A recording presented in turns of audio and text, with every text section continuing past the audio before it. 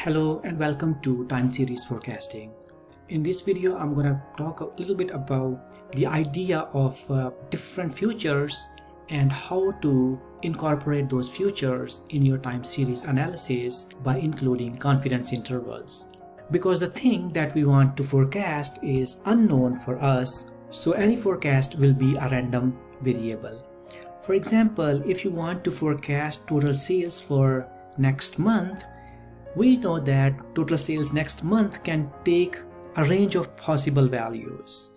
And until we have the actual value, we'll never know which value total sales next month will take. Forecasting something next month will be relatively easier as compared with forecasting something in the same month next year.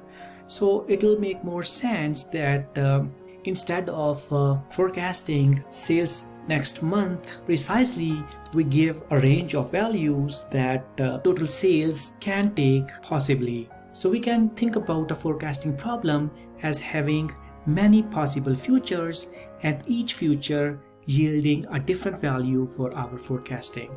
So as an example, look at these total international visitors to Australia from 1980s to 2015.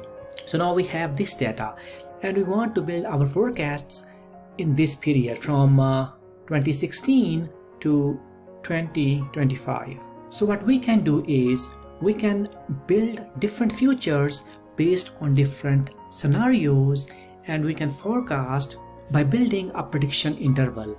For example, in this case, our actual data is this black line and we have represented possible 10 futures by these different 10 lines. As I said earlier, we see that the next year's forecasting, these 10 futures, they lie very close to each other. But as we move ahead in time, we can see that all these futures, they are predicting relatively dispersed values or different values. So what we can do is we can incorporate all these futures and build a confidence interval around our predicted values. For example, a 95% confidence interval will contain a range of values which should include the actual value 95% of the time. So here's the same graph, and in this graph we have represented all those 10 future values by building a confidence interval around those values. In fact, we have built 80% and 90% confidence intervals around our predicted values. And we can say that on average the value will be equal to this blue line, but we can also give this prediction interval and we can say that we are 80% or 95% confident that total international visitors to Australia will be equal to this range. And this way we can represent all those 10 possible futures. Okay, I'll see you in the next video. Bye bye.